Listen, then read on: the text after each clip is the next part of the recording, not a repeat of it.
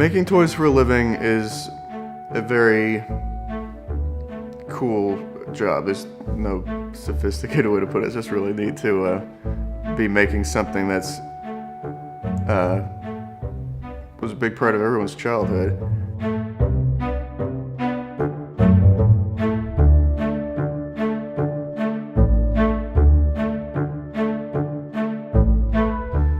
Before I ever got into this, I remember looking at toys and just kind of figuring, well, a computer must do that or something. I didn't even get that actually people just sat there and sculpted all of this stuff. And honestly, I was pretty amazed that it was done so classically, just sculpting out of clay, and that it goes through Kansas City. Whenever I tell somebody what I do, it doesn't matter who they are or what line of work they're in, they always perk right up and are fascinated.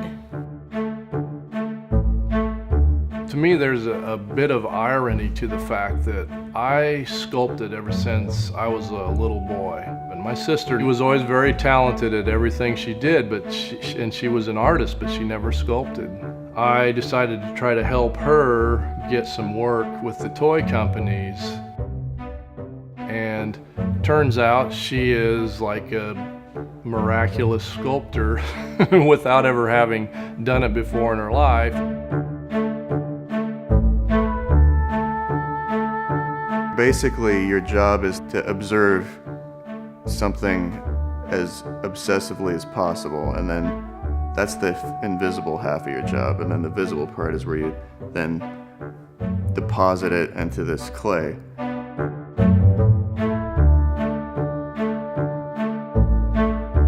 I love and hate what I do, and I think you'll hear that from a lot of artists because you can really torture yourself with the details. Most projects, especially if you've got something from a movie that's an iconic monster and you go, there's 8 veins back here, I put 7 veins back there, and you can tell I didn't have the reference, but now there are people on the fan site that found a picture of the sculptor behind the scenes, and there's definitely 8 and I put 7, and you hate yourself for that. And then you look at it 2 months later and you're like, that's great, that looks fine.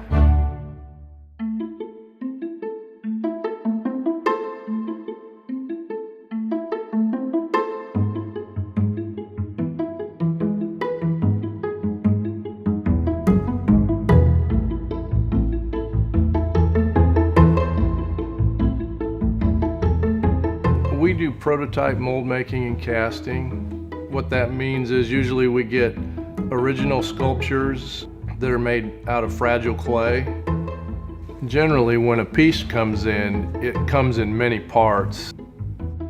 You know, the action figures have all their movable joints and clothes and hair. A lot of times a piece may have 20, 30, upwards of 50 pieces for one figure. We take all those individual pieces and make molds of each individual piece and castings of each piece. We turn those into durable plastic prototypes and then make sure they all assemble properly. And, you know, send them off. It's very much an art.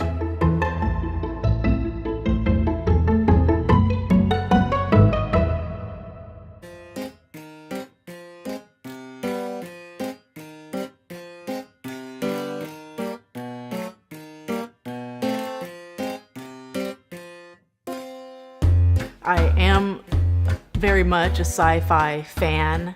For instance, I'll go to a sci-fi movie just because it's sci-fi, even though it's getting a 30% on Rotten Tomatoes or something.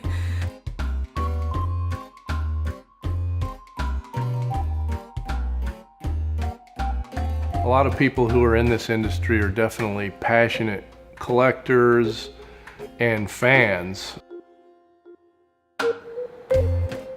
I suppose at the end of all of it, what you're really doing is you're trying to put, you know, a professional suit on the whole thing, but you're basically being a kid.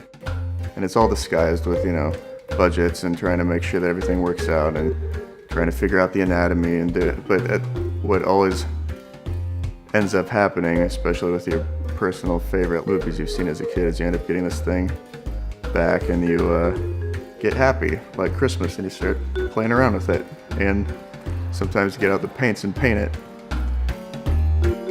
Inevitably, you end up with a lot of toys strewn around your room, and you're back to the situation you were as a kid, where you've just got a lot of toys. Only these toys are toys that you've made.